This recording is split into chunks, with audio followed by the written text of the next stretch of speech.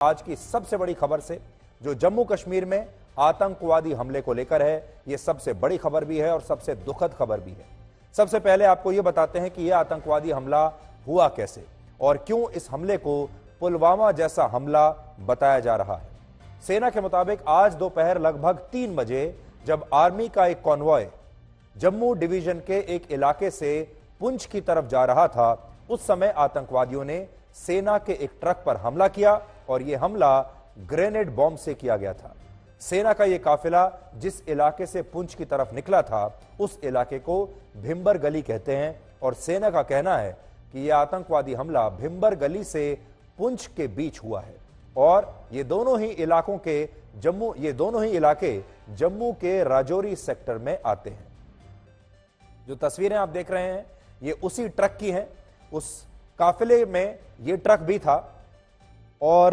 जो ग्रेनेड से हमला हुआ वो इस ट्रक पर हुआ। भारतीय सेना ने अभी यह जानकारी नहीं दी है कि इस काफिले में कुल मिलाकर कितने ट्रक शामिल थे, लेकिन हमें यह पता चला है कि आतंकवादियों ने जिस ट्रक पर ग्रेनेड से हमला किया वो ट्रक इस काफिले में सबसे पीछे चल रहा था, यानी इस काफिले का जो आखिरी ट्रक था वो ये था। और जब यह हमला हुआ उस समय वहां तेज बारिश हो रही थी और विजिबिलिटी बहुत ही कम थी, मौसम बहुत खराब था, जिसका फायदा इन आतंकवादियों ने उठाया और भारतीय सेना के इस काफिले में जो ट्रक सबसे पीछे चल रहा था उस पर यह हमला कर दिया। इसके अलावा यहां महत्वपूर्ण बात यह भी है कि यह काफिला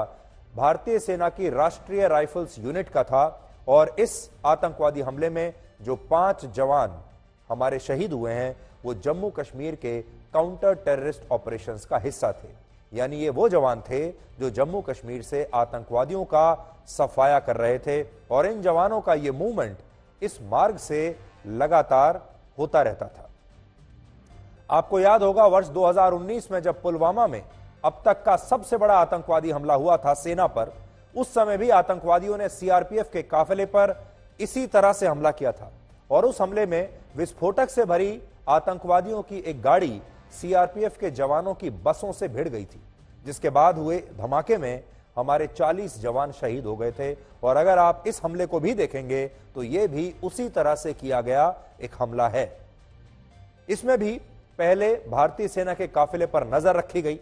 यह देखा गया कि वो कौन सा रूट लेते हैं, किस समय यह काफिला गुजरेगा और फिर एक ऐसी जगह पर सेना के एक ट्रक पर ग्रेनेड से हमला किया गया जिसमें 6 जवान मौजूद थे और इनमें से 5 जवान शहीद हो गए और 1 जवान अब भी घायल है और उसका इलाज इस समय अस्पताल में चल रहा है। भारतीय सेना के प्रमुख जनरल मनोज पांडे ने इस पूरे हमले की जानकारी भारत के रक्षा मंत्री राजनाथ सिंह को दे दी है और बड़ी बात यह है कि 2019 में हुए पुलवामा हमले के बाद पहली बार कोई इतना बड़ा आतंकवादी हमला हुआ है भारतीय सेना पर और इस हमले के पीछे जिस आतंकवादी संगठन का हाथ बताया जा रहा है उसका नाम है पीपुल्स एंटी फाशिस्ट फ्रंट, यानी PAFF। यह ऐसा नाम है जिसके बारे में शायद आपने कभी सुना भी नहीं होगा। यह बिल्कुल एक नया संगठन है और मैं कुछ कागज आज अपने पास साथ लेकर आया हूं। भारत सरकार ने इस आतंकवादी संगठन पर इसी साल 7 जनवरी को प्रतिबंध लगाया था और इस संगठन के बारे में देश की संसद को भी तब भारत सरकार ने जानकारी दी थी और इसके मुताबिक यह संगठन पाकिस्तान से ऑपरेट होने वाले आतंकवादी संगठन जैश-ए-मोहम्मद की ही एक अलग शाखा है, जिसका मकसद है जम्मू कश्मीर के नौजवानों को पत्थरबाजी की ट्रेनिंग देना, उनका ब्रेन वॉश करके उन्हें इस्लाम के नाम पर हथियार चलाना सिखाना और भारत के सुरक्षा बल, नागरिक और नेताओं की हत्या करना। सबसे बड़ी बात यह है कि यह आतंकवादी संगठन ज्यादा पुराना नहीं है और इसका गठन वर्ष 2019 में ही हुआ था। मैं आपको थोड़ा पढ़कर बताता हूं भारत सरकार ने इसके बारे में क्या कहा था। PAFF, it is a proxy outfit of terrorist organisation Jaish e Mohammed and came into existence in 2019।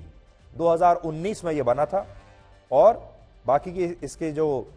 गतिविधियां हैं उनके बारे में मैं आपको बता चुका हूं। एक खास बात इसमें लिखी है,